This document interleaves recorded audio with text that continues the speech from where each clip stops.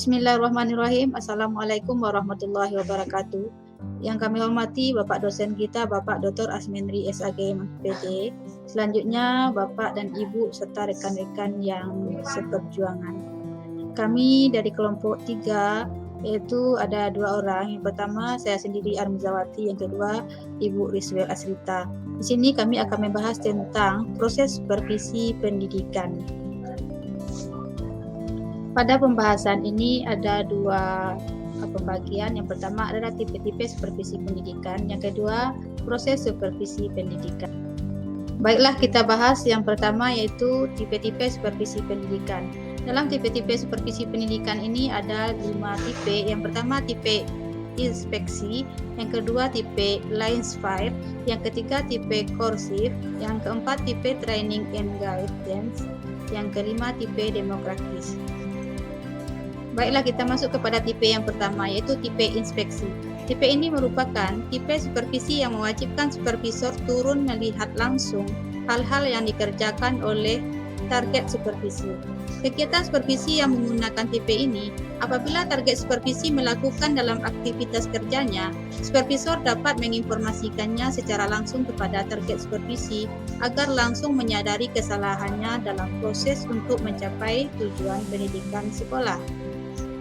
Yang kedua, tipe Lines 5. Tipe ini target supervisi diberikan kebebasan dalam menjalankan aktivitasnya.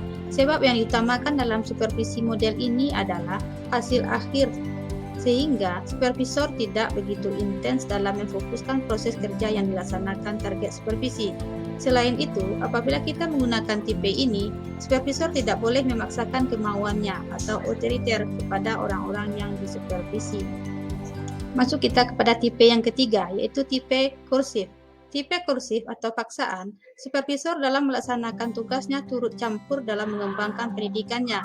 Tipe supervisi seperti ini diperuntukkan bagi para pendidik dan tenaga kependidikan yang masih lemah dalam memahami tugas dan tanggung jawabnya.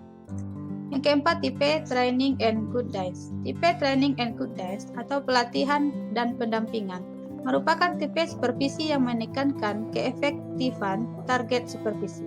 Kegiatan supervisi dilaksanakan dengan berbasis kepada pengembangan minat dan bakat target supervisi. Tipe training and guidance ini cocok digunakan apabila target supervisi masih belum berpengalaman dalam melaksanakan tugas keprofesian pendidikan. Kita masuk kepada tipe yang terakhir, yaitu tipe demokratis. Keterlibatan target supervisi sangat diandalkan dalam tipe supervisi demokratis. Hal utama yang ingin dituju adalah adanya kerjasama pembinaan antara supervisor dan target supervisor.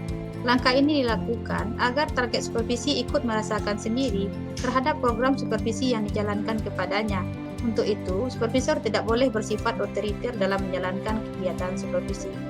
Untuk selanjutnya akan dibacakan oleh rekan saya, yaitu Ibu Riswel Asrita. Selanjutnya, marilah kita lihat pokok bahasan kita yang kedua, yaitu tentang proses supervisi pendidikan. Secara umum, proses pelaksanaan supervisi dilaksanakan melalui 4 tahap, yaitu yang pertama tahap perencanaan, yang kedua pelaksanaan, ketiga evaluasi, dan yang terakhir adalah tindak lanjut. Untuk lebih memahami tentang tahapan proses dari supervisi tersebut, marilah kita lihat uraian dari masing-masing tahapan. Pertama, yaitu tahapan perencanaan. Di dalam tahapan perencanaan ini, perlu dilakukan langkah-langkah penyusunan perencanaan yang dimulai dari merumuskan tujuan, menetapkan jadwal, memilih pendekatan, teknik, dan model, serta menentukan instrumen yang akan digunakan.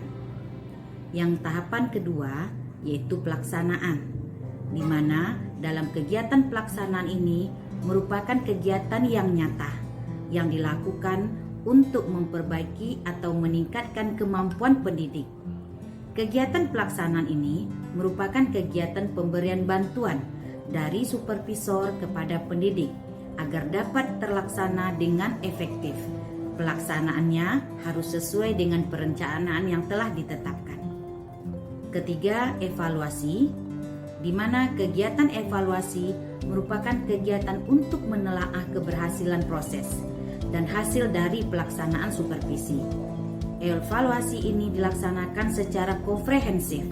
Sasaran dari evaluasi supervisi ini ditujukan kepada semua orang yang terlibat dalam proses pelaksanaan supervisi. Tahapan yang terakhir yaitu tindak lanjut, di mana dalam tahapan tindak lanjut ini supervisi akademik dapat dilakukan melalui pembinaan baik secara langsung maupun tidak langsung. Selanjutnya, ditinjau dari pelaksanaannya, supervisi itu bisa dibagi menjadi 5. Yang pertama yaitu supervisi korektif, yaitu supervisi ini menekankan pada usaha-usaha mencari kesalahan guru. Yang kedua, supervisi preventif, di mana supervisi preventif ini dia bersifat menekankan pada usaha-usaha untuk mencegah guru melakukan kesalahan.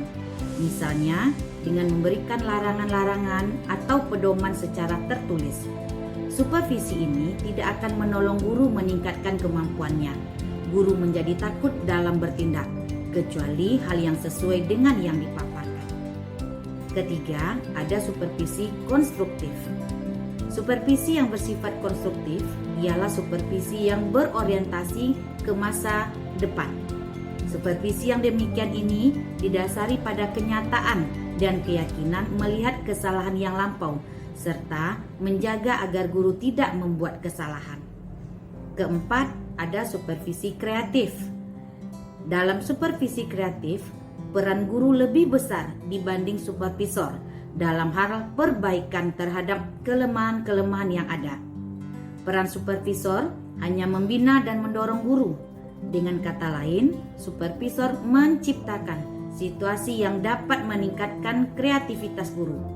Hal-hal yang baru hanya mungkin terjadi berkat adanya kreativitas yang tinggi dari seorang guru tersebut.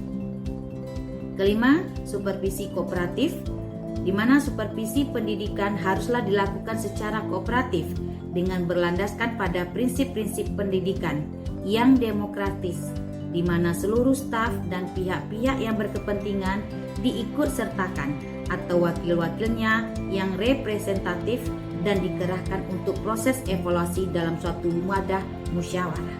Demikianlah pemaparan kami dari kelompok 3 tentang proses supervisi pendidikan.